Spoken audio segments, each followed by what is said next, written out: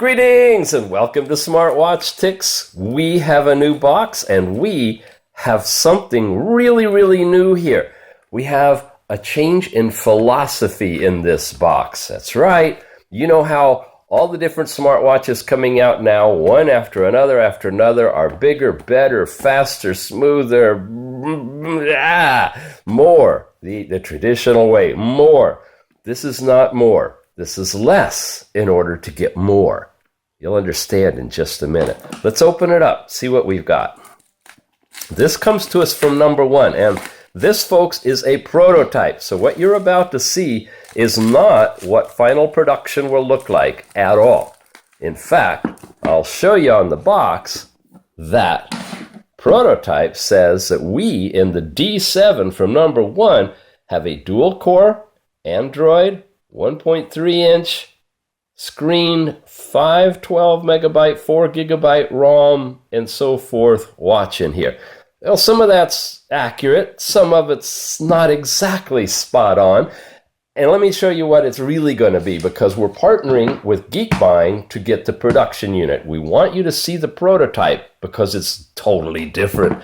The way it runs, everything is totally different. But the production unit, which is in pre-order right now from Geekbuying, will actually be a full 1 gigabyte RAM, 8 gigabyte ROM, No.1 D7, Android 4.4 operating system smartwatch. Now, sounds like we're doing a step down, doesn't it? Everybody's running Android 5.1, and they're doing it on quad-core processors. Well, folks, that's all fine and dandy if you have all the power in the world available to you. But we don't on these watches, and the biggest complaint has been they run out of juice too soon.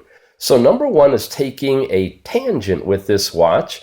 In addition to bringing in new things like NFC, which is going to be in this Android watch, first one with it, it's also bringing in extremely good battery life, maybe up to 5 days. And in order to do that, you got to do a few things. One, you got to get a big battery, right? 500 milliamp hour battery in this one. Two, you got to kind of step down the processor. We don't need a gaming machine in a watch. You don't need a quad-core processor in a watch. Goodness. Dual core is plenty fast for scrolling and running apps and doing everything you need on a watch, and it's way more power efficient, right? Okay, so you hone down on things that will eat up power, and you bump up on things that deliver power, and you get yourself a watch that's a compromise between the latest, greatest state-of-the-art and something that will actually really be functional in the real world and get you more than a day's worth of battery charge. Welcome, folks, to the No.1 D7. Let's take a look at it. I got to tell you, I am impressed with this. I went back and forth with No.1 a lot. Designing it. I mean, I didn't design it, of course, but they ask, what do you think? Should we like make it 4 gigabytes or 8? And I said, well, if the memory's not going to take up all that much power, 8 gigabytes is better. So, they've shifted it from the 4 to the 8 in the final production. We're looking at a manual in here. Wow, really tiny little manual. Probably a lot of different languages in here. Let's run through it real quick. We talked about, the battery. It's like, make it as big as you humanly possible can, but not to Samsung specs, okay? We don't want the thing to be too big, but as big as you can. And 500 is just about the limit that you can put in a decent-sized watch. Well, what about the screen? Well, yeah, 400, 800, 1600 pixels. Why not? Well, because every little pixel takes up power, and every bit of power eats away at the battery. Okay, we're in other languages now. And so, no, let's not make it a whiz-bang flashy screen. Let's make it a functional screen. Let's make it a smaller diameter so that it's, not a big thing on your arm, but a relatively nice-looking smartwatch that doesn't do everything. There's other ones out there that'll do everything. But this one will do what you need. If you can't always get what you need, you can get what you want. Been a long time since I've heard that song. Let's put it on. I'll show you what I mean. It's a leather band on this one, and it's in black. Comes in silver also. Here we go. A little tight there. Attractive, huh? Good size for my arm. Not humongous. Not overly large. No, it doesn't twist. I heard you asking out there. It's not like the, what is it, the G3 twisting thing, but it is a nice bezel design. It emulates looking like one of the Android Wear watches. I'm going to loosen that just a little bit more. There we go. Nice leather band and functional watch. It comes with the power charger as well. Oh, and guess what? No.1, thank you. They've heard our cries. This thing apparently has like a super magnet. It's going to hone in and it's going to stay put. Look at that. Look at it suck in there. Look at this. Look at that. It's not coming off at all. You know, the, what is it? The S7, D7, G7. The one that, you know, is in the holder, right, that you can take out, that they really like super magnetize that thing. They've used that technology now and are improving their watches so that they're going to stick really good. Oh, check it out. The SIM card slot on the back, you don't need a screw to get into it. You can just lift it up with your uncut fingernails. I cut them last night. I can't lift it. I'll have to get something to pry it. But if you have better fingernails than I do, you can put your SIM card in. That means you could take your SIM card from your phone, transfer it to your watch, go out and have your SIM card available to you right in your watch for a jog or something, not take your phone, come back, take your SIM card out, put it back in your phone. No need to take a screwdriver. I love that. If you can get in here easily without having to take the whole darn phone apart, watch apart or unscrew a cap, if you can do it on the fly, that's great. Heart rate monitor, charging port. We have one dial. It twists, but it doesn't look like, at least right now, that it does anything in twisting. It's probably a power on, power off type thing. The bands, are they removable? I don't think so. Have to check on that. It seems pretty thick, and it's like a regular Android phone. We still don't see many, if any, that have removable bands yet. But they're pretty pliable. I don't want to bend it too much if they do have antennas, but it'll definitely wrap around your arm nicely, hug it in there pretty close, and not be just sticking way out there. Oh, I'm jumping all over the place. What else can I tell you? Like, what does it do? Okay, I got to check this out. Now, first of all, this is prototype, right? And this is only a 4 gigabyte prototype. It's not the 8. This was the initial one. The production unit, when we get that in from Geekbuying, and you could pre-order it now. I think we're going to have a coupon price. I don't know when it's brand new, but check in the show notes as it progresses. We'll try to get you a good buying price on this.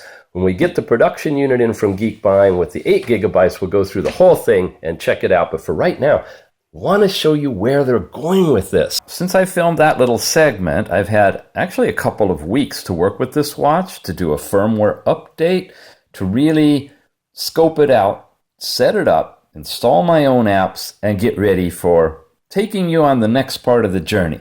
So let's begin. Here we are looking at the watch face. Let's look at the swipes that you've got, and then we'll go deeper. From the watch face, if you slide down, you get into this Fun OS battery charged barcode, time, date, day of the week, and 3 icons with a countdown down below. It only stays open for about 5 seconds, then it closes up for you. What we're seeing here is an information page with only one thing touchable, and that's this. That brings up a QR code, which it ties this particular watch to the tethering app. You'll see that in a minute. And we bail out of that. Okay, once you're here, you can't go left, you can't go right. That's all there is. It shows you your Wi-Fi, Bluetooth, and if you have a SIM card installed. Oh, and I do have a SIM card installed. I just popped that in. We're testing out the phone calling works fine. Now, if I swipe down, or up actually, to go down one level, we get into this information pane. Again, it times out pretty quickly too. What you've got is sound modifications here where you have ringing mode, you have totally silent mode, or the first one is vibration mode. So we're going to leave the volume on. Here you have your brightness.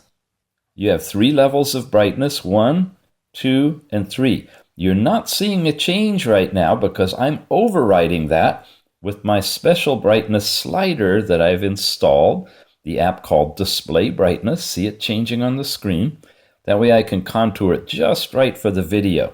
That's an add-on app because this is an Android watch. But if I didn't have that activated, you'd see some level changes there. You have an SOS button and you have settings. The SOS button, when you have it programmed, will immediately dial a number that you've set up. So if you're in an emergency with your watch, all you've got to do is flip, touch, boom, and a phone call's being made on your behalf. Nice. A lot of features there. So what about settings? We'll go into that in just a minute. And then we're going to look at all the apps as well. But first, from this screen, oh, and by the way, when you're here, you can't go left, you can't go right. It's just like the upper one. We'll just let it time out. You have that information page and you have the lower one, and it times out in 5 seconds as well. So on this level, if you swipe to the right, you get to your notifications panel, and that's all, nothing else over that way. If you go this direction and you get into typical things, here is your pedometer, your step count with your goal and some information. If you swipe up, you get today's step count, kilometers, and calories. You see there's dots over there that show you have 3 pages. Here it's showing your history, Thursday, Friday, Saturday, Sunday, and so forth. That's your weekly. And here is your month and week. And you go one more, and it shows you your history and just about what you could eat to burn off those calories, equaling 0.05. Very little activity on this watch so far. That's the first one you get to after the watch face. Second one takes you into your dialer, where you can make a phone call, bring up your contacts, or do SMS text messaging. None of which I'm going to go into right now. I'll maybe do that off screen later because it's full with all my contacts and phone log.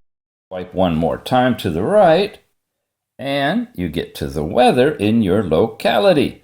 It's in centigrade. I don't see how to change it to Fahrenheit, but that's typical for the weather reports. And you can't do anything with it. It's not touchable to update. You can't swipe up or down. It just shows you the weather. Swipe one more time to the right, and you get this thing, which is new. We haven't seen this on Android phones, or any phones really. This is your barometric pressure in HBA.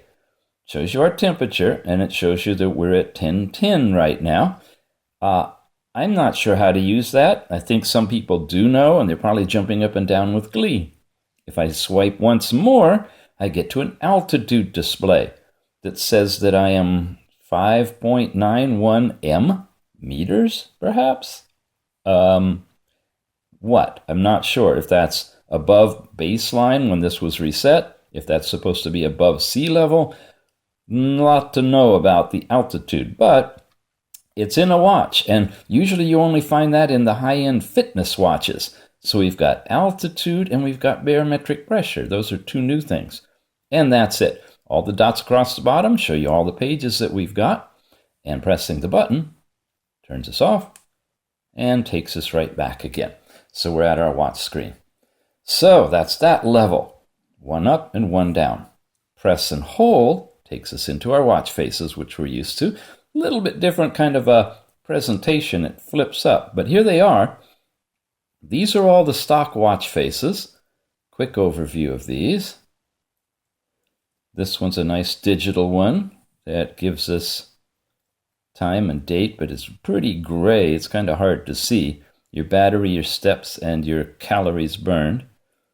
When I press and hold, you see it also shows something up here, the barometric pressure, in the thumbnail, but that's not appearing on the watch face. Interesting. Another one here, a bright one, colorful one, another one, Few different ones. Nice digital one. Showing you, I think, moon phase, weather, all sorts of information. We talk about the quality of the screen, too. You know, this is not a 400 by 400 pixel screen. It's optimized for best battery. But look at this. It's definitely readable, as long as the camera's in focus. The outside ring, I'm saying, the digits inside. Definitely a functional watch, even though it's in a smaller overall size and less dense pixel concentration. So this watch, an Android watch, is optimized for best battery life by taking advantage of saving energy on the screen, which is your biggest battery hog. You add that to having the ability to raise and lower the brightness on the fly, and a couple of other apps you can install that, like screen brightness, that lets you just touch and immediately dim the screen or brighten it.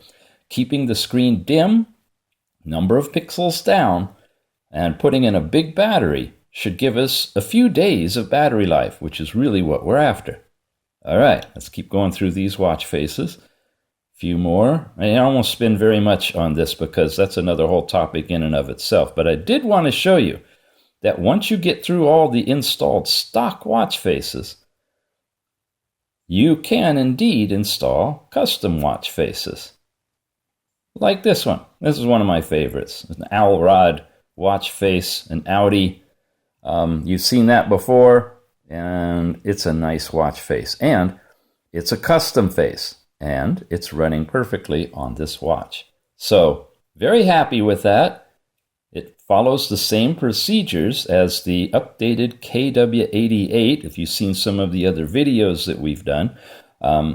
You just use the same technique of the clock skin folder and making sure that you've changed or duplicated the PNG file for the image so that will show up. All those little things need to be done. But when you do, just like you would on the KW88, they'll work perfectly here on this watch as well. All right, we'll just pick a random stock face.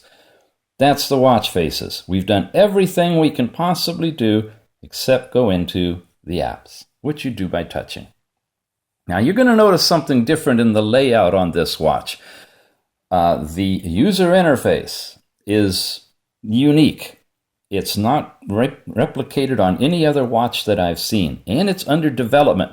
We've been back and forth a little bit with No.1 on some opportunities for improvement, I'll call it that way. And they're working on it, and we're still not in a final firmware on this prototype watch, but I'm on my second one already. So it's coming down the pike. We're doing this video because you're going to start pre-ordering it and ordering it, and it's important to know that what you see here may be tweaked and shifted a little by the time you get your watch or shortly thereafter. It will be supporting OTA, over-the-air updates for firmware, as well as the ability to flash the firmware from the No.1 website, where they'll provide updated firmware for you, which is exactly how I got the firmware for here. All right, we have a bunch of apps that are installed, and these look like all apps, but they're not. Some of these are folders, and you're about to see that. So there's way more here than meets the eye.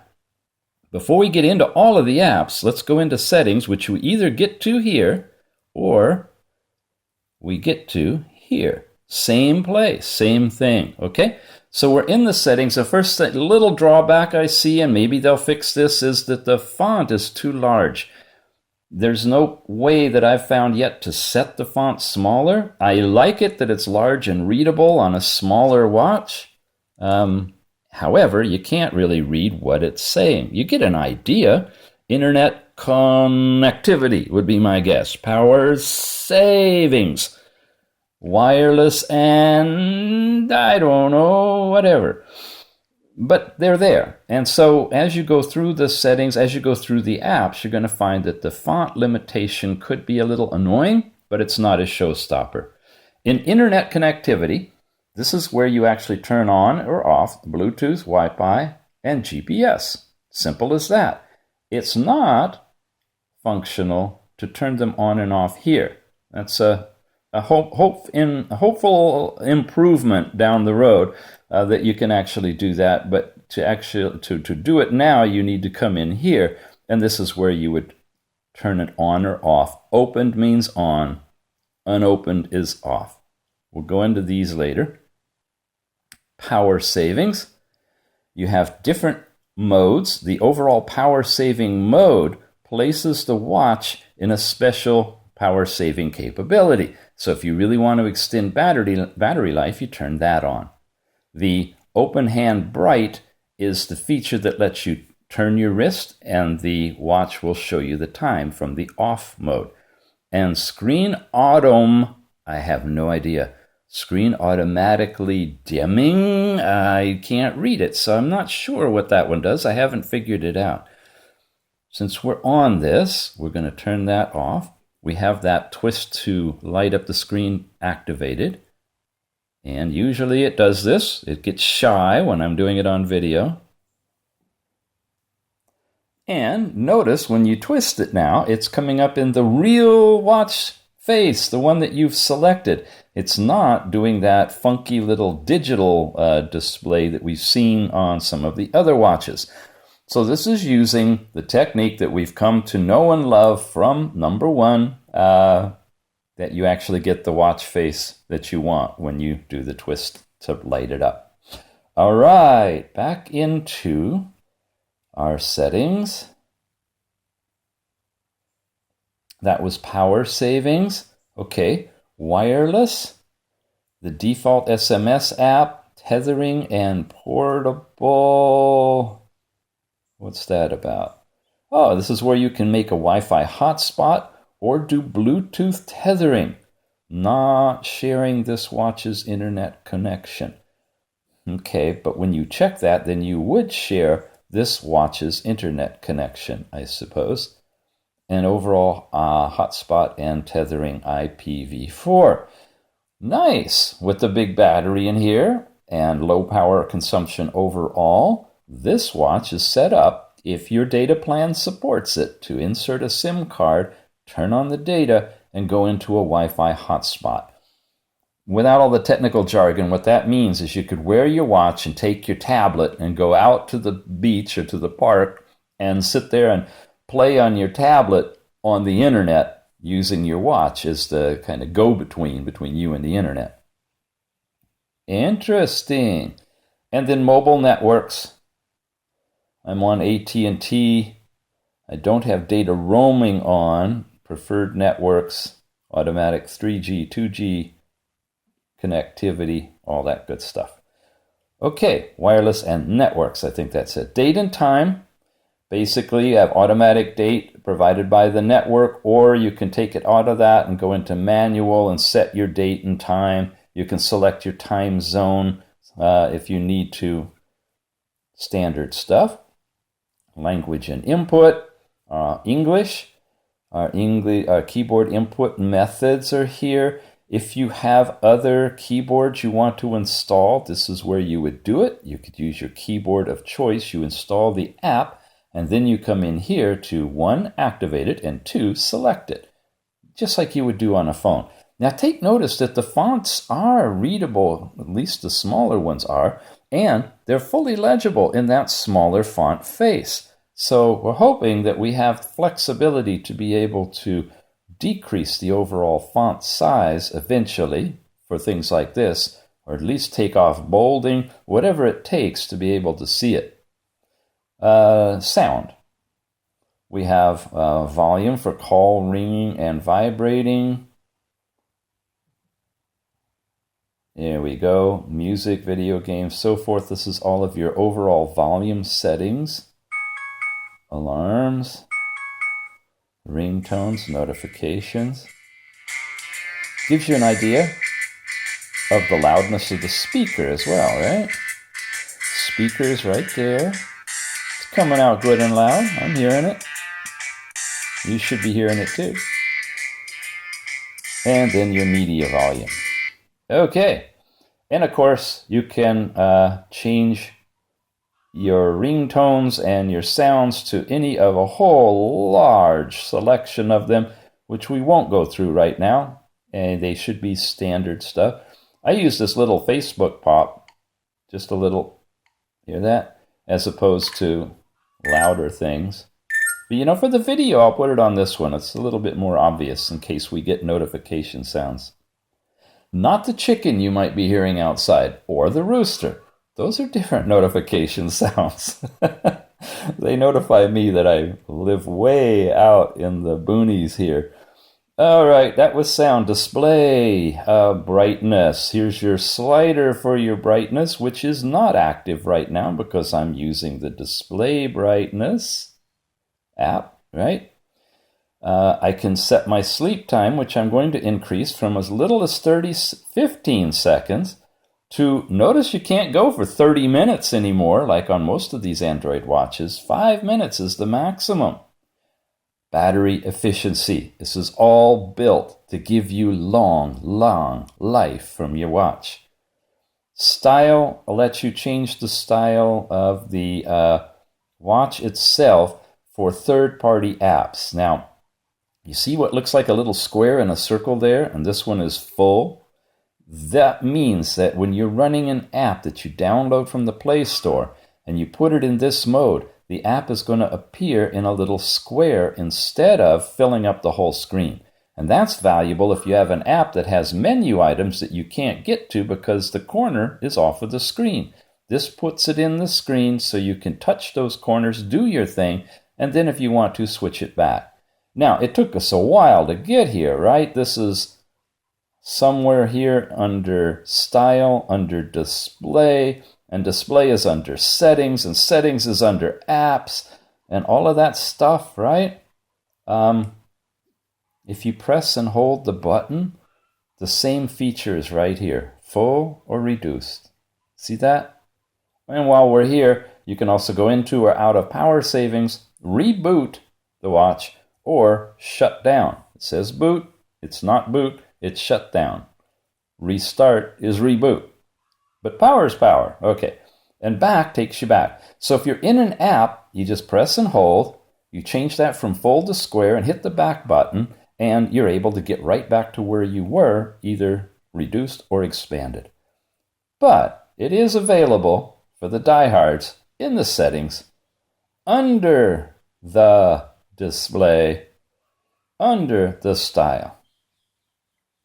Happy with that? Whoops, I switched it. I don't want to switch it.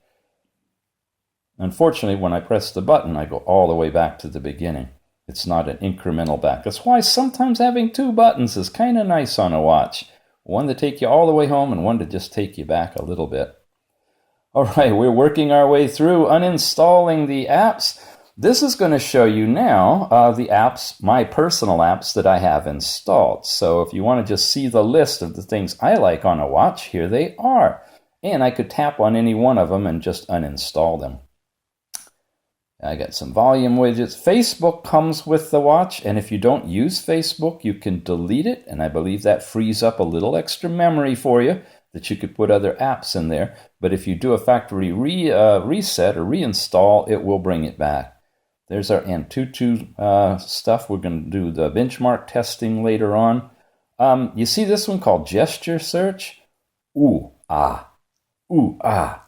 I'm going to show you some fun stuff with that one. Ooh, ah. Get you around a lot of the limitations of what you can see when you're in the settings. Ooh, ah. It's nice. And there's Chronosoft Pro. That's the fun watch face that has lots of features to it, but it runs as an app. WhatsApp came with the watch. I think there was another one. Maybe we'll get to it. Display brightness. There's the one I'm talking about that lets me brighten and dim the screen. Okay, I won't say it anymore. Said it enough. Yeah, I like Easy Voice Recorder Pro because the voice recorders that come with this are really lame. And with this one, you can boost the gain like way up so you can like pick up whispers across a room. It's amazing. And Apis browser is way better than the installed browser that comes with it. Limited number of simple apps that I put in here that just work really well. Now, security. We have no screen lock set up, but you could go in and put a pin. That would lock the screen on the watch. Not to be confused with the lock-unlock I'm going to show you later that this watch with NFC, I think, will do. That's a new feature. But this is the screen lock for the watch. SIM card, you can do stuff with that. Device administration, you want to have unknown sources turned on and verify apps turned on if you're going to do a thing called side loading, which is really a nice thing to do. If you have a bunch of apps that you're going to put on your watch, you can download them to your computer as the .apk files. You get them all ready, say in an apps folder, connect this to your computer, load them into the watch straight from your computer, and then you don't have to go to the Google Play Store and download each of them one by one, trying to peck away at the little keyboard for the name of each of them. Saves a whole lot of time, but you need unknown sources turned on in order to be able to do that. That is security. SIM management shows you your SIM information, including your phone number and your carrier and your general settings and all of that stuff. You don't want to see my phone number. I know you don't want to call me at 4 in the morning. That was SIM management. Okay, backup and restore is basically same as you see everywhere. You can back up all of your data, and it shows you the account you're going to back up to, which is your Google account that you're logged into. And then, of course, you can restore the watch to default from there. And then finally, about this watch. Now, come back to the storage space in a minute. Come back to wireless update. Let's take a look at what we've got. We have legal information. We're running the model number D7. The brand is actually No.1. The kernel version, take note of this now because you're going to want to see what yours is in comparison with this. If yours is Saturday, April the 15th, then you're matching what you're seeing. But if it's newer than that, or God forbid, older than this, you'll have a different functionality to your watch. And let me tell you, these firmware updates are radically changing the way this thing behaves. Well then, how do we do a wireless update? You come back up to wireless update. Tap the button. Make sure you're connected to the internet. You've been connected for a few minutes. And then go in here because oftentimes it'll immediately try to check for you. If it doesn't, then hit the button that says check for updates. If there's anything waiting for you, it will let you know. Download it, install it, reboot your watch right away, and see what's new with the new firmware. Okay, now, the last thing I want to show you in this About Watch is the storage space. This is a little misleading, confusing. You think you got yourself an 8 gigabyte watch with a lot of space to store stuff in, and you do. It's just not here. Think of the pie as being like one whole big thing, or the stick, okay? And there's a partition, and it cuts the internal memory from the external memory. All of it is your 8 gigabytes, but some of it, in fact, 2.74 gigabytes worth of it, is internal memory available only to the watch. Your external memory, now not to be confused with external that you would put on with an external micro SD card, which, by the way, you cannot put in this watch. It doesn't have a place to put external memory, but nonetheless, we're going to call it external memory. 8 minus whatever that is the amount on the other side of the partition that you have to store music, to load in APK files before you actually run them, to load them in the watch. When you run them, they load in the watch on this side of that partition. And it's saying that after you subtract out the operating system from that, you have about that much left, 1.25 gigabytes out of 8 gigabytes. You have 1.25 gigabytes to put apps and things in. I've put some apps in, and so now that's reduced down to that amount. Unfortunately, and I really don't like this about the old Android 4.4 and the way the vendors choose randomly where to make that partition. They don't give you very much. They're giving you the best they can, I guess, but they could, in my view, I don't know, maybe it's technically they can't. I would have made this like about 4, gross storage, 4 gigabytes, at least 3.5, so that you'd have a little bit more internal storage space to be able to load more apps. It's the difference between having 5 gigabytes to put 25 albums of songs you're never going to listen to on, or having just a little bit more here to load in 10 more apps that you might be using that you can't load in because you run out of space. I don't know, whatever. That's the way it is right now. And in a minute, I'm going to show you the real picture, okay? This is what you get when you're looking at the system response about watch. Poof! Wouldn't you rather see your storage space represented this way? What you just saw is right here at the top. It's the default write disk, they call it. Total 1.27 gigabytes, available 714. But look, it shows you how it's broken down. And then there's what they call the watch storage. Total space 4.91. Available 4.13. I only have 5.19 megabytes of apps in here. And those are just the APK files. And then there's pictures and audio, downloads, cache data, and miscellaneous. And I could erase that if I want to.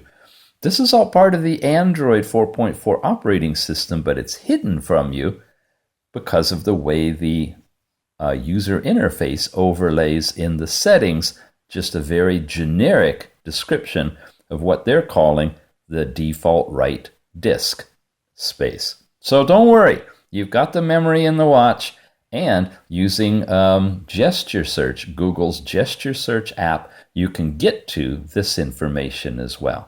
Pretty cool, huh?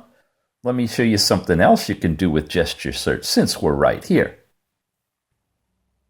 Look at this. If you put in BAT for battery in gesture search, you come up with this, and it shows you, right now I have 80% charge. I have 13 minutes and 52 seconds on the battery. So you really want to test your battery out to see how much you have left over how much time. Right here you can do it. And it's showing you what's eating most of your power. Yeah, this isn't even available to look at in the standard implementation of the operating system and Android 4.4 on this default watch, but you can get it, and you're looking at it right now. Hit refresh, and it updates. All right, that's enough of this. Let's get back to what we were doing. I just finished up the little talk about storage space in the About Watch, which was the last thing we saw in the settings, which were available right here in your apps from the default watch face, which of course we should change to another one or you guys are going to get bored with me, right? Let's pick, what do you like? That one, a digital one? All right, there we go. Now, let's go back into the apps. We're going to parade through these things. Like I said, some are folders and some aren't.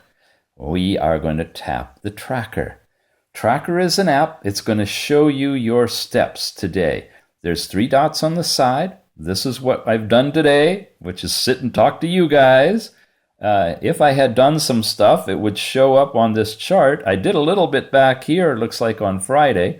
There's Thursday through Wednesday, so it's showing the week right there in the week view, and here it's showing the month view. There's March and April. So you have a little bit of a chart that's going to show you your total distance and calories burned. When you go down, it shows you what you can eat. How do they know it's getting to lunchtime? That looks good, doesn't it? You like pickles? I really do. I don't do the onions, though. Too bad there's not a lot of calories in those. I digress, though that was the tracker information. Clock tells you about your ability to touch the button. There's a folder for you. You can't tell what's a folder and what's an app until you get into it. We have a stopwatch, which is pretty cool. Look at this. It's got a running circle going around. You have a ability to do split times. All of that's in here. Notice it's adding the newest one on top. I can pause it, stop it. I can go back and look at the split times. I can reset it, and I can leave it. That's the stopwatch. Then, in addition to that, we have alarms. This is a typical where you would turn it on, set the alarm, choose what days of the week. It tells you when the next one's set to go off, and you can add more to them. I'm taking a while to go through each of these because this is a totally different layout than what we've looked at before. It's pretty cool. I like it. Here is a countdown thing. So you got to set a time to begin with and then hit start, and it'll count down the hours, minutes, and seconds and alarm you when it's completed. It's showing kind of a light blue on the screen, but if I adjust the brightness, you might see that it's actually a dark blue. That's more or less the color I'm seeing on the camera, but I'm making it a little bit brighter for you guys. I can stop it, and it pauses it. I can start it up again, and it continues. So, you want to mess around with that? There you go. Just be sure to put it back on 0 when you're done. And that, folks, is clock. We just went through everything in settings, and now we tap on FunFit. This is the barcode that you would scan to be able to get into the FunFit app. We're going to go into tethering in just a minute when we get to something that really needs tethering, but just know this QR code will tie you to the Google Play Store or the iOS store for the app FunFit. So I suggest you just look for that in the store and download it directly. Communications. Contacts. If I touch that, you'd see all of my contacts from the SIM card and the Google account. When you log into your Google account, your Google contacts will appear on this watch. This is your messaging, and there is your phone. If I go into phone, I get a phone pad. Now, I'm going to put in a number and make a quick call. Oh my goodness. Hey, it's a trendsetter. It's a record setter. It's a record-breaking moment. I am making a phone call from a watch. I don't do that. I'm calling the local movie theater. And? You hear it?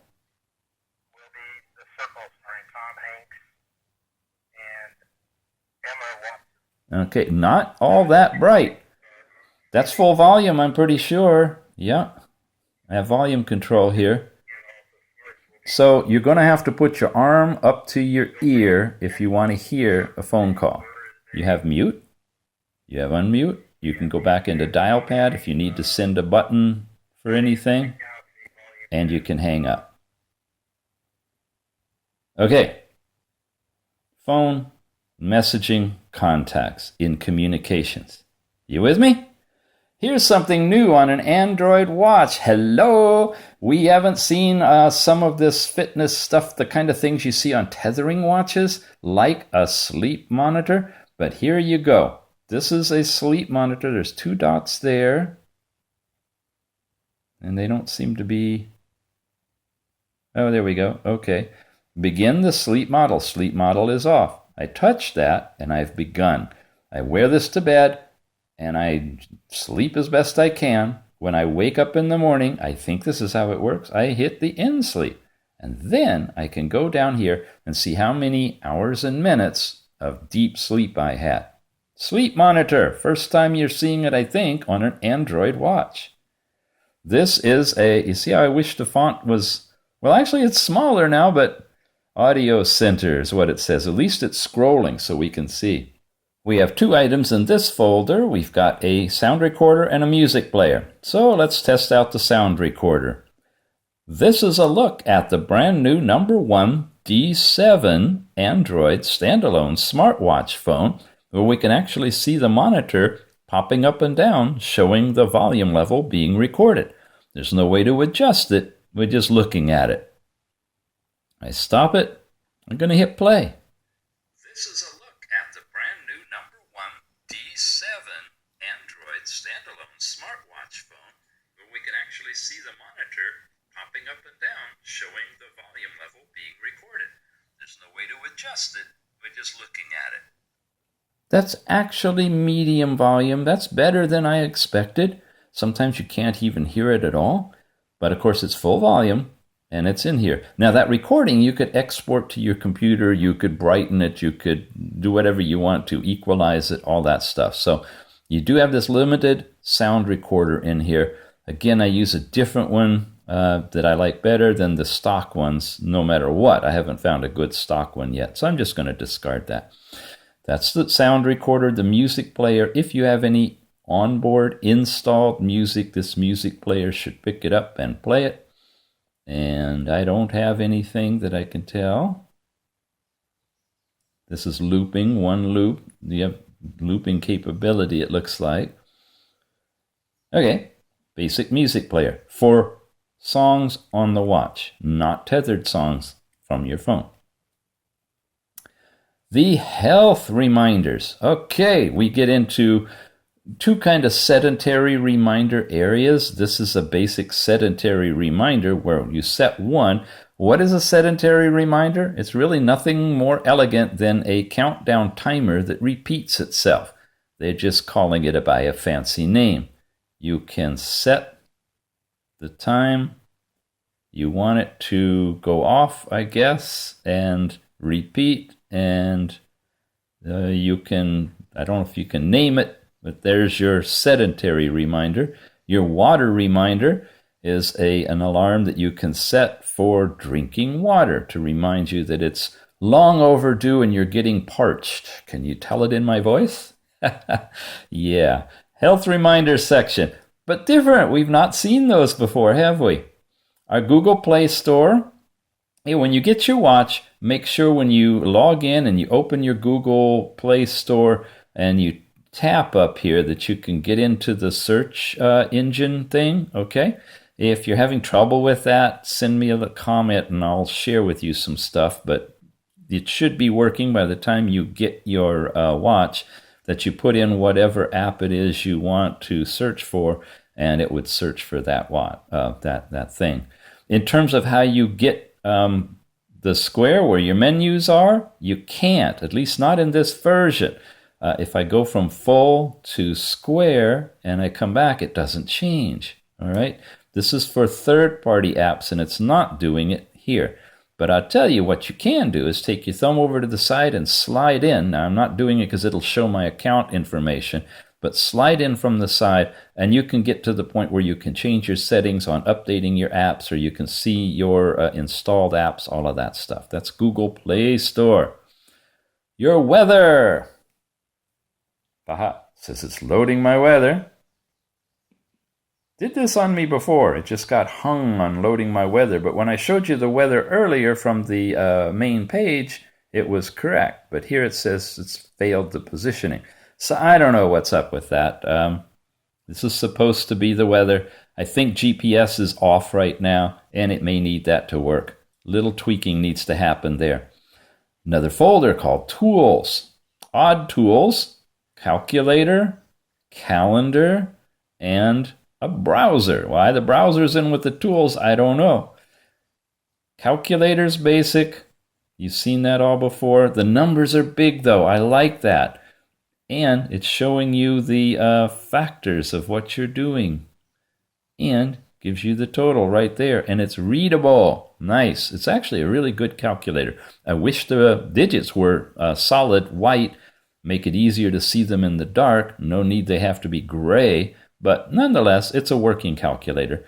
The calendar is useless as usual. It's just showing you the month by month. You can't pick a day and go into it. Well, I'm not even able to do anything with it. There, you can change by month. If I pick a day, it looks like it wants to go into it. Then it seems to lock up.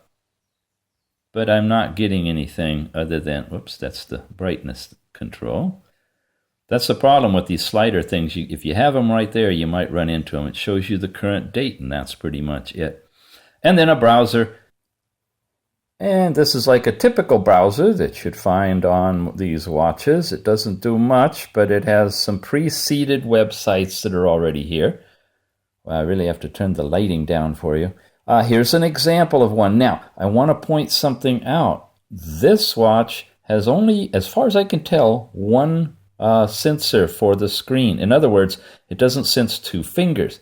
So if I wanted to pinch and zoom, I can't do that on this watch. So like the Google right here, you think you might want to go bigger. I'm not able to do that.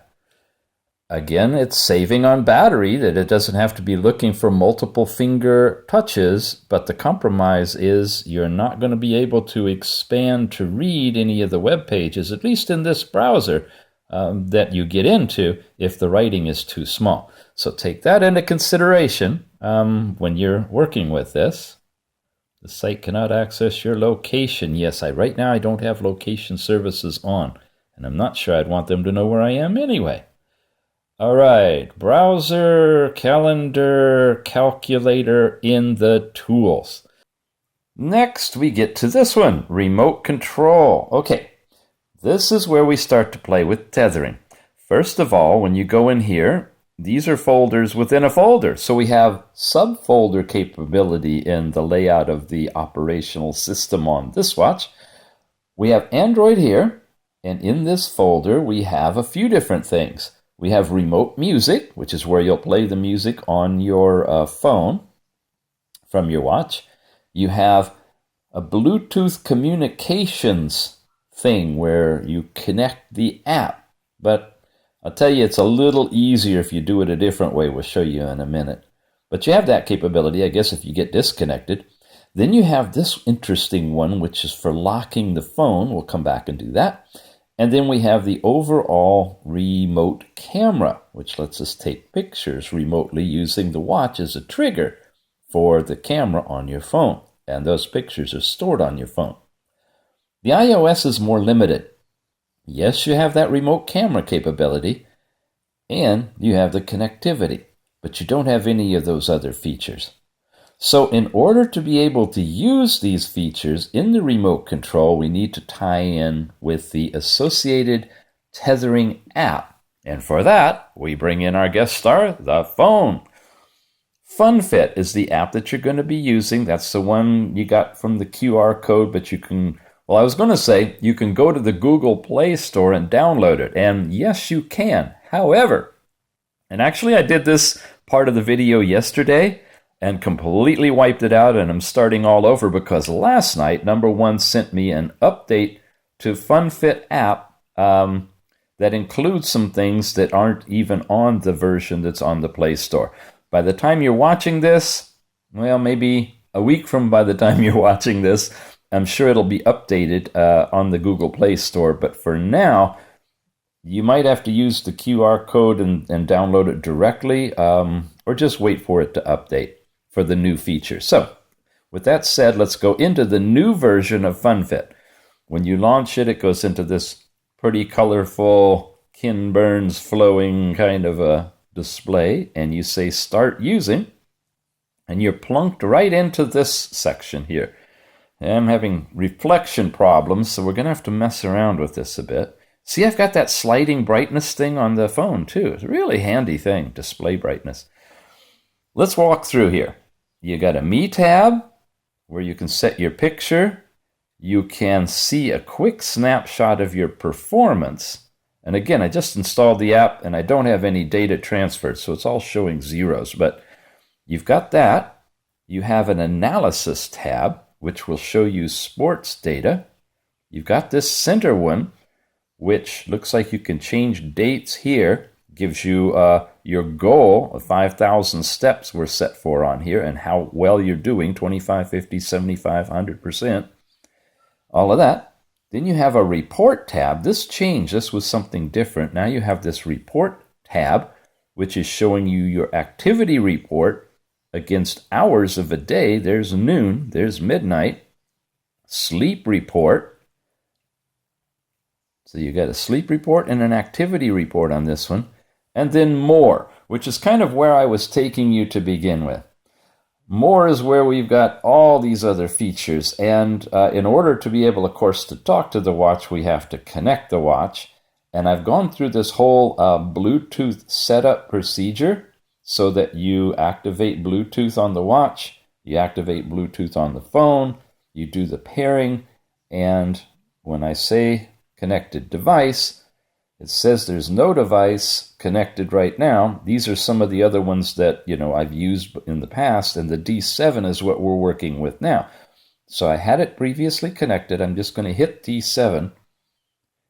This is turned on Bluetooth, so is that, and now I'm connected. So my current link connection is to the D7. That's how easy it is once you get it set up. And it's not all that hard to set up. I just don't want to go through, another 10 or 15 minutes of showing you how to do that. You have an option for Find the Phone and camera video that are turned on or off here. Okay. This is really fun. You have this Wi-Fi button.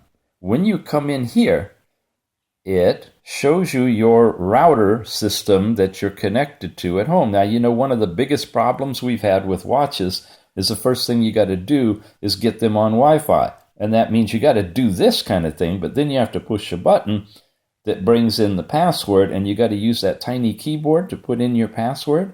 Well, this allows you to connect from your phone. Of course, you already have your phone on your house or work router, right? Your Wi-Fi, and it allows you to transfer that connectivity, both the name and the password that you use, over to the watch. And I'm already set up, so I don't really need to do this. This is just showing what's available. But you do that, set it all up, and it will select, the one that you select will be transferred to your watch, and you'll automatically now have your watch on Wi-Fi. And you don't need to do that again, just like you don't need to do it again once you do it the first time. So that's the first thing that's really cool I wanted you to see. Another thing that's really cool is this assist input. That used to be the second thing. Now there's Notify app has been thrown in here. They've really changed this around. The assist input is a place where you can come in here, and our watch just turned off. Now, I'm not sure if I can do this with a test or not. Let's see. If I bring up something like the Google Play Store, then I tap here to go into the typing tab. It should be bringing up the keyboard. Oh, it says phone input mode already. Okay, I'm not getting the keyboard. I'm getting here. So whatever I type here and say send, you see that? It sent that right into here. So no more do I need to use this tiny little keyboard. I can use the keyboard on my phone for any data field input on your watch, whatever app you're running. If you want a note app, you can have that open on your watch, pull out your phone, and type in here. If you don't have this activated, then you will get the keyboard. So that's a second really impressive thing, the instant Wi-Fi transfer and this ability to do this assist input technique into any, like your browser, whatever, you know, on your watch. So Notify app, let's take a look at that. This is going to load up all of the apps on my phone. And then, as you've seen in the past, allow you to select which ones you want to have on or off in terms of sending notification information to the watch. It's a step in the right direction to a true tethering connection between a phone and an Android watch. It's not 100% there, but it's getting better because you have access to all of these. You have to have notification access turned on, and that little 3 buttons up in the top gave us that ability to activate that. If you haven't activated that, it'll prompt you for that before you even get here. It appears that you have to immediately select these one by one. Another addition, and I'll give them feedback now seeing this, is to have a button up here, a box with a check mark in it that if you touch it, checks everything on, or you touch it again and it turns everything off. Because for me, it's better to start in the all off mode and turn on the ones that I want notification from rather than have them all automatically on. But for now, that's where we are for your personal apps. You tap this and you get all of your system apps, system response notifications. And again, you have to go through and select or deselect what you want to be notified for on your watch related to system apps on your phone or your personal apps that you've installed. That's in the whole notification section. The Find Watch button will transmit the signal to the watch, which will ring and flash and do all sorts of things, tell you that you're being connected. Okay? Now, we found up here the Find Phone, when that's turned on, would allow you to tap a button on the watch to make the phone make noise, but I'm not seeing an icon anywhere in here that does that feature. So that's something I guess needs to be added yet to the watch if they want to have it so that you can locate your phone if it's missing. But if it's missing, that's where you would turn this feature on or off right here within the app. Okay, we come down here now to contacts. This will allow you to sync the contacts that are in your phone to your watch if you want to transfer them all over here so you can use them for phone calls and whatever else. And then we get to this one, the SOS call. Okay, you remember when we press here back and we come to there, we have the SOS button. And if I press the SOS button, it says it's null. There's nothing in here. But if I come in here and I put in a contact and I put in a telephone number, 111-222-3333, done. That's in the SOS calls. Okay. Now we come over here and say SOS. Okay. There we go. It's trying to make the phone call now. Okay, I think we have covered just about everything on the list so far. Let's take a quick look at the user's guide.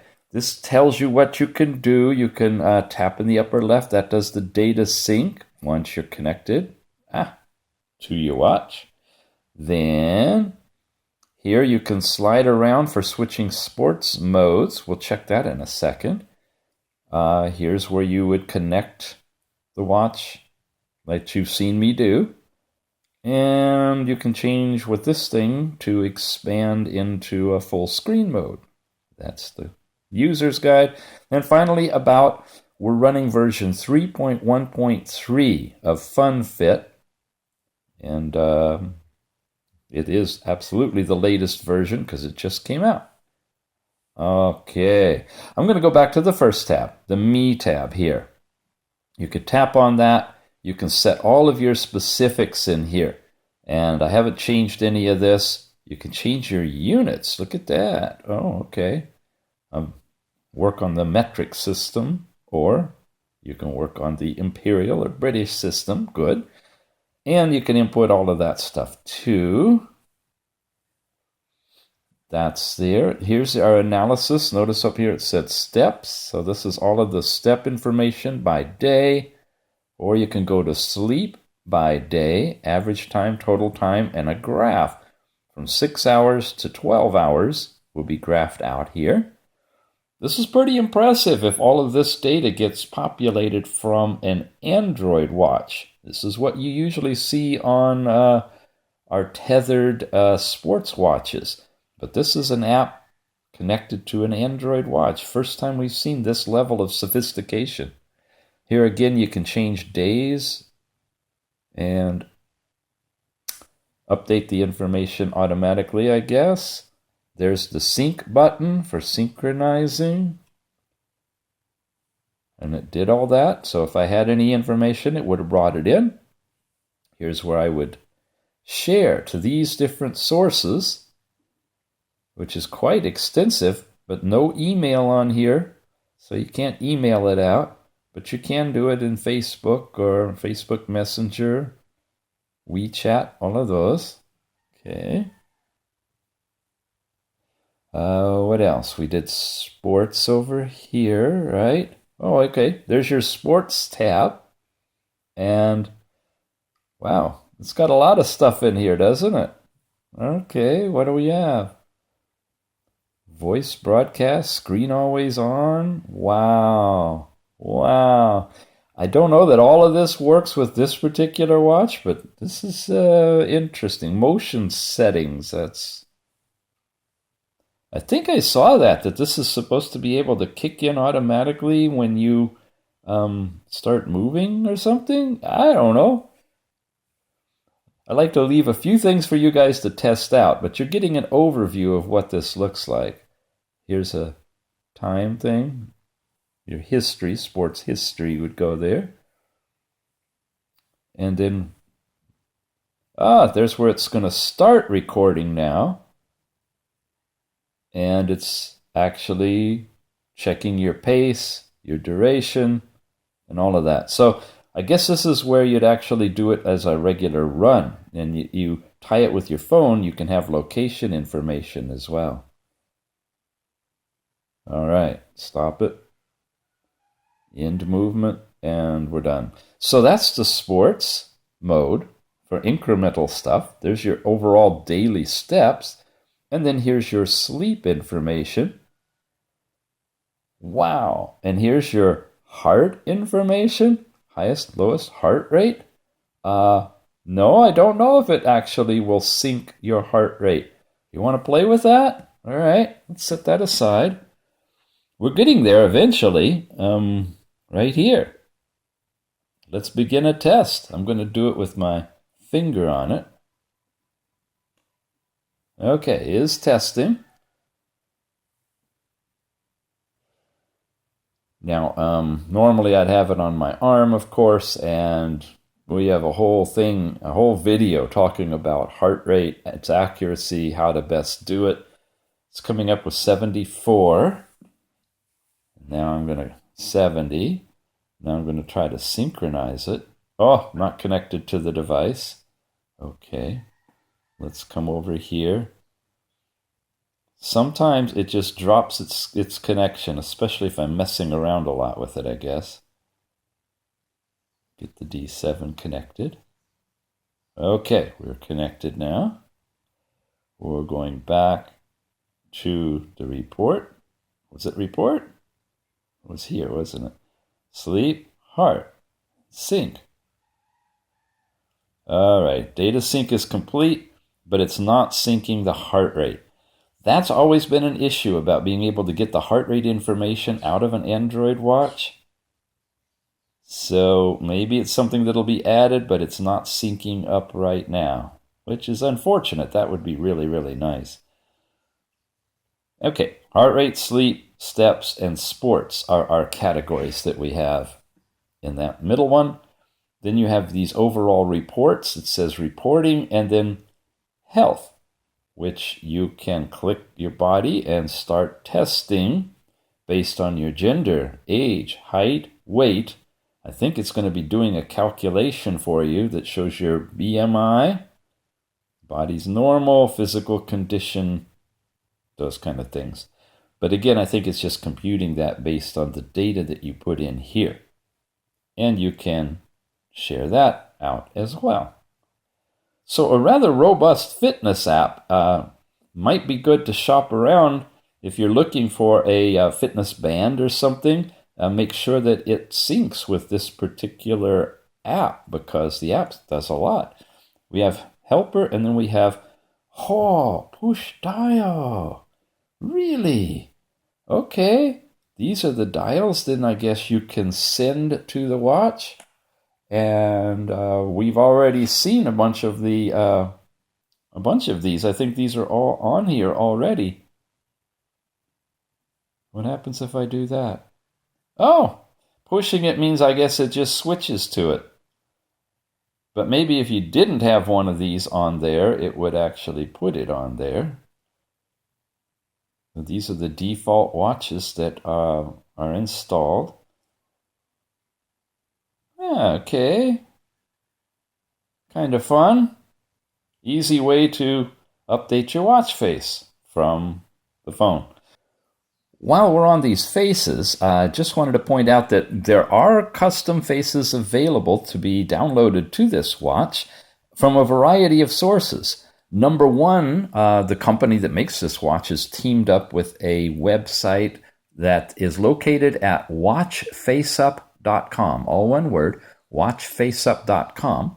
From there, you can download watch faces that will run on this watch. And some of these are probably from that website that have become stock.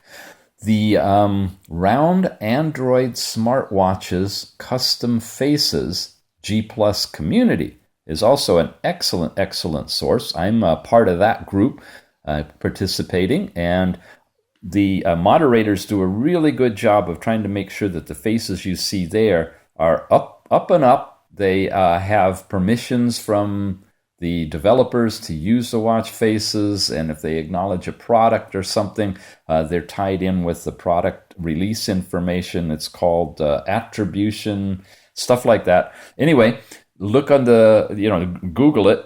It's a G+ community called Round Android Smartwatches Custom Faces. And then a third one that's popped up, it's kind of centered around the KW88 watch, but a lot of these watches work with the same technology that is used in the Kingwear watch, and it's called KW88 Smartwatch Tips. It's run by Alrod, and some of the watch faces you've seen me show on this watch are actually from that site. That fun one right there that I really like, the Audi watch, is from Alrod, and it's off of his. So I'll have links to all three of those sources for downloading smartwatch faces to this Android standalone smartwatch, and you can customize it any way you like. Okay, we were going through all of these, and then we got sidetracked into tethering over here. Well, we have one more thing to talk about when it comes to the tethering. And that's this interesting one called locking the phone. I haven't tried this yet, so we're both guinea pigs together on this one. I hit lock. What does it do? It says, please get permission on the phone. And over here, it's brought up FunFit and said to activate it to lock the screen. So I'm going to activate it. And it's activated. And now, when I press lock, look at that! It locked the screen. So if I have password protect or whatever, then I turn the watch back on. The phone back on, it would go into my lock screen. I use this one at home, so I don't have any of that set up. However, it's an easy way for you to just simply shut off the screen on your phone and put it into the lock mode. That is happening under the remote control in the app section of your watch. A lock screen technique for your phone. Now, we have this area called watch management. If you download something like from the browser or whatever, it will show up in the downloads area on the watch, and the file manager is where you actually can get in here and move things around or look at what you have stored on the watch. Now, in this regard, it's showing that we have 4.13 gigabytes of memory out of a total space of 4.91. This is that user-usable quasi-external memory, which was different than the memory partition we saw when we were looking under System, which showed you a much smaller amount of memory. This is where you could put your music and pictures and APK files before they're installed as apps, and anything else you want, audio recordings, whatever. And you've got a little over 4 gigabytes of your 8 gigabytes to use for that. When you tap it, of course, you go in here. Here's where I put a bunch of the apps that I want to install. Oh, we have to do the Antutu test. I don't think I've installed those. Okay, I'll get that all set up, and we'll run the Antutu benchmark for you on this watch as well in just a little bit. Anyway, these are a bunch of fun apps that I have side-loaded by connecting them into the watch through the computer, and then I load them from that folder. And you can, of course, have your clock skin. Notice it's clock skin with a capital C and an S. And in here are the folders for each of the different watch faces that will show up. We have tutorials on all of that, but that's where the watch faces live, in that larger memory partition on the watch. And that's all coming to you that you can get to from File Manager, which is from your watch management folder. All right, multimedia content. We have gallery and videos. Gallery, No.1 put a selection of photos on here so you can see. If I double tap it, triple tap it, oh wow, look at all that. All sorts of things happen. Okay, we're back to it. Tap, nothing. Oh, tap takes you in so you can make a selection. Okay. Double tap zooms you in. Wow. Really fine. Look at that. Okay. We don't have pinch and zoom, or whatever, 2-finger zooming. But double tap zooms you in. Triple tap is like double tap and a single tap in zoom mode, I guess. All right, but we have 3 buttons down there. I think that's just, I don't know what's going on there. Oh, okay, that brought us up so we can delete it, rotate left or right, or give you the details of the picture. And this gives you all the information about it. File size, its location, all of that. All right, now we're getting there. There's picture 1, 2, 3. So just some odd pictures for you to look at. This was interesting. You see the person up there? Double tap and look at that. There she is with her arms open. But she's that tiny. So you have some zoom capability and panning capability in the gallery. And the No.1 told me they've put a video on here to demonstrate the smoothness of the watch. Okay? So with that said, this is for you to notice the smoothness of the watch. Hi. Okay, this is a PGG anyway. I think you guys get the yeah, you get the idea.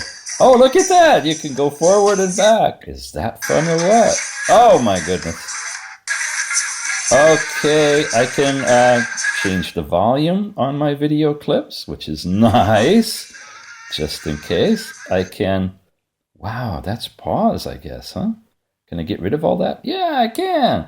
Now, it'd be really cool if you could take a screenshot, but I don't know how to do that. Can we double tap to zoom? No, double tap just turns it on. All right, so video clips come through just fine on the D7. Thank you, No.1. I don't know if you're going to get that clip stock on your watch. Maybe it's one of the perks of having a, what you call a preview watch. I'm sorry. Whatever. Okay, so that was, I'm losing my train of thought. That was the multimedia, right? The heart rate we just did. The compass. When in doubt, find your ground through the compass. You need to make a figure 8 kind of thing, and then the compass will stabilize. There we go. So whichever way you turn it, compass is going to swing back to its proper position. I'm pointing due south that way, so it looks pretty accurate. That's the built-in compass, another first for an Android smartwatch. We've seen compasses on fitness watches, but this is the first for this. And after compass comes DT No.1. Now, this is just a link to their homepage. Again, I use Apis browser, not the turbo version, but the plain simple one. Lots of reasons. I've got other videos that talk about it, or you can use their built-in browser, but I'm always going to use Apis. And then it brings it up, and it just takes you to their homepage. A new version of the browser ready, I guess. And that's pretty much all it does. I guess in the future, since they seem to be putting this on most of their watches, then you'll be able to tie in here and perhaps have access to a watch area.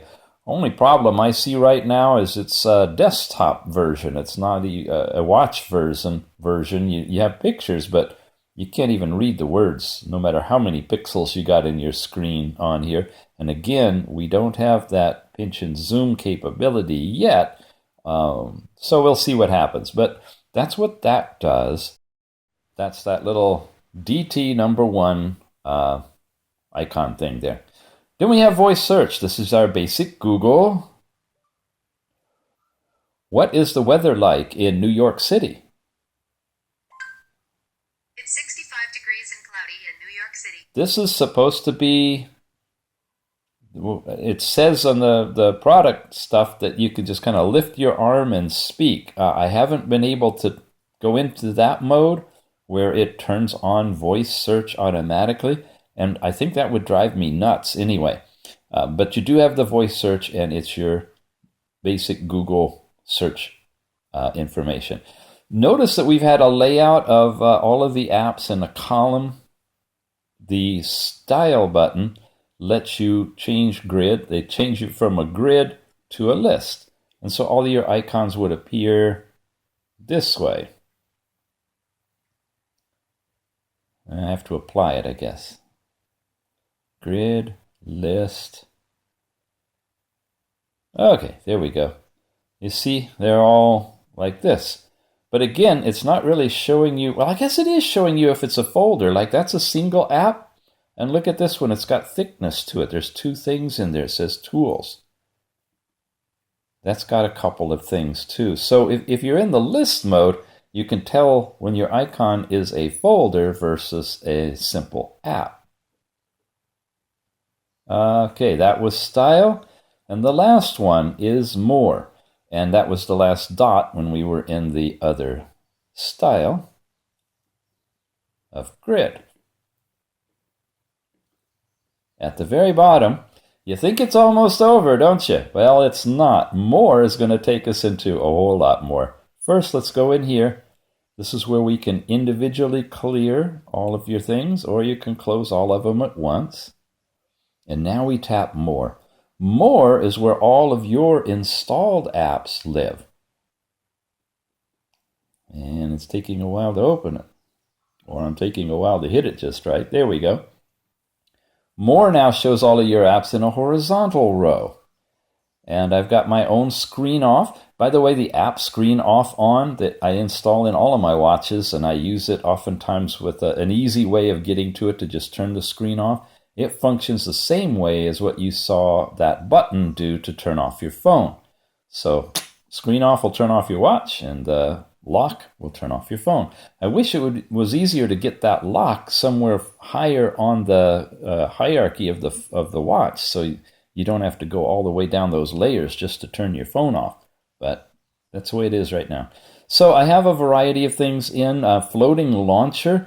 This is the one that puts that Nova launcher equivalent floating over the whole screen. I haven't installed it yet. There's our display brightness for the brightness control on the side and so forth. I've got a lot of different things. Facebook comes with it. WhatsApp comes with it. We do have Antutu Benchmark installed. Let's do that in a moment. The Apis browser.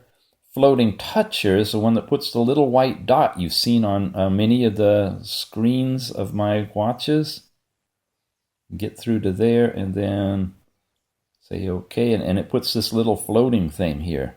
Like that, and there's that dot, and you can contour it however you want. You can move it around. You can do all sorts of things with it.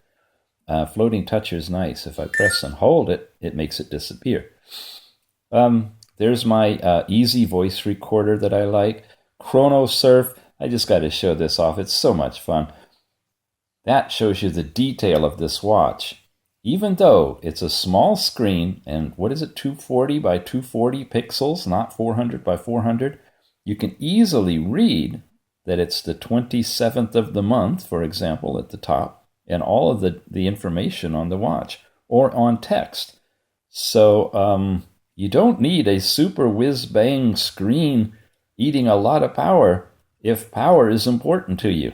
This is a very legible watch at its screen size and resolution. Oh, goodness. See what I got to go through just to get back to where I was.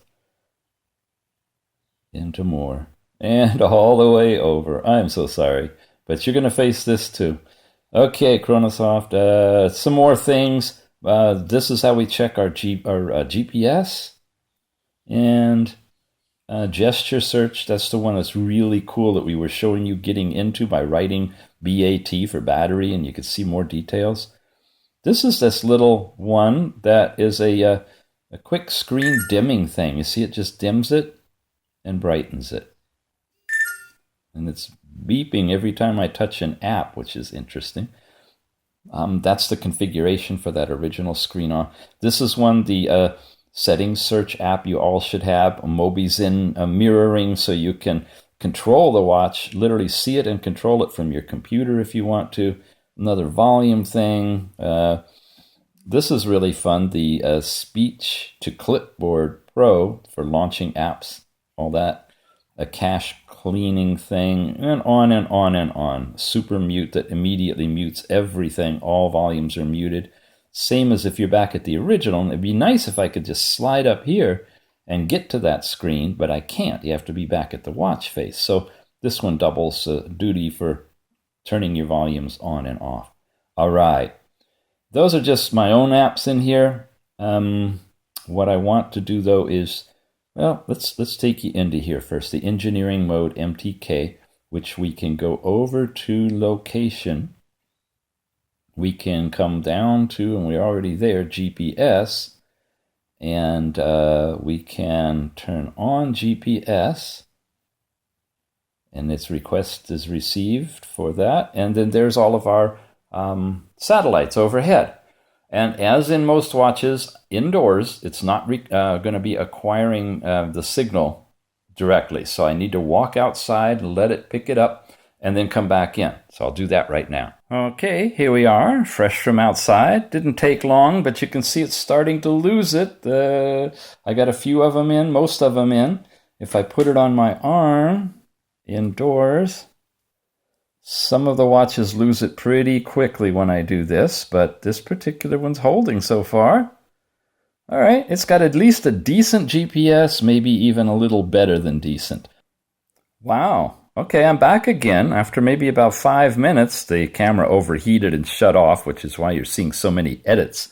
Yeah, it's almost 5 minutes. It's just about timing out. And it's still, there it just went. It held for a long, long time. Very impressive. It's still coming back in. It's right on the edge. Anyway, I would call this one of the better GPSs in terms of its lock and its ability to stay locked. So that's nice. That's impressive. Okay, I want to set us up for the Antutu benchmark test, and let's see what we get there. Here we go, fully loaded Antutu benchmark test. We'll start it up. The number's going to be partially off the screen again because of the different pixel resolution. 240 by 240 we're running. It's detecting that already. And now it's going to go through its graphics test. Now, on the high-powered quad-core processors, we're running at least 8 gigabytes of memory.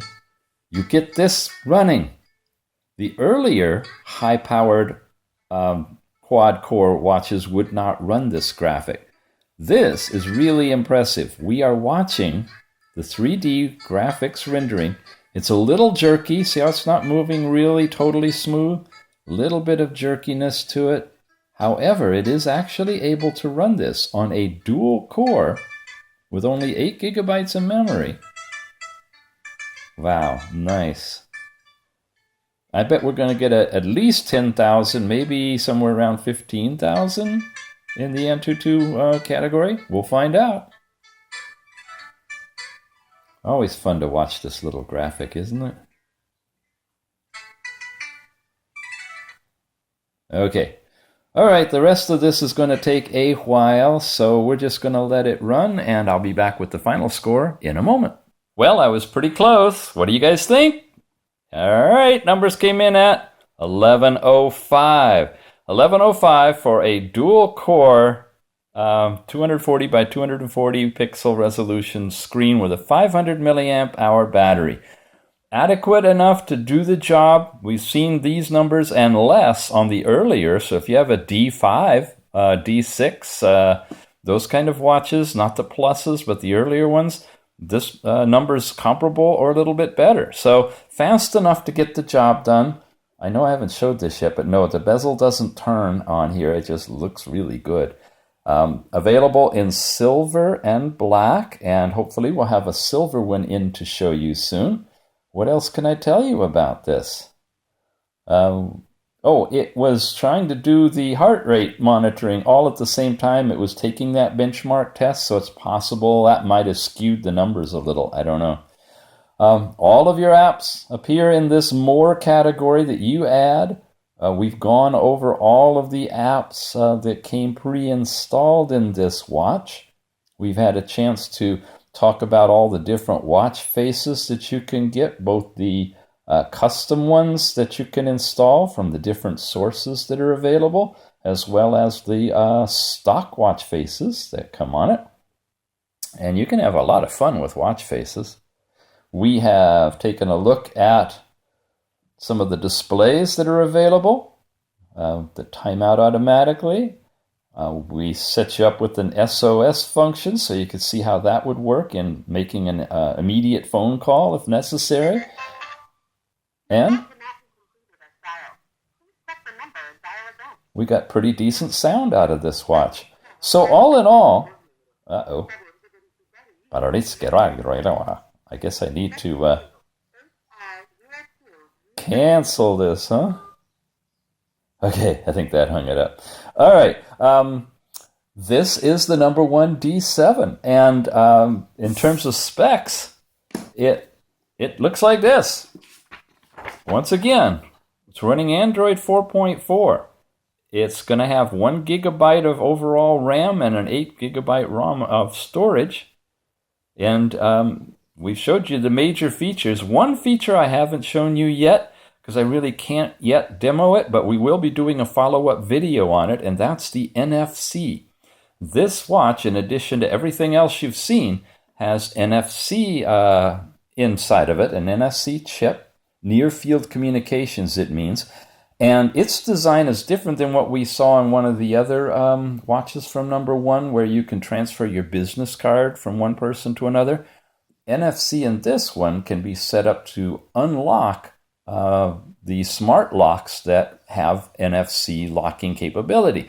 So instead of taking your phone and touching it to your lock to unlock it, you'll be able to do that with the watch. If I can get a hold of one of those fancy locks and set up a demo for you, we'll show you how the NFC works. You don't have to turn it on. It's always there. It's just happening. And you saw from the sports fitness stuff that it's constantly doing readings for your heart rate and also taking your steps daily as well.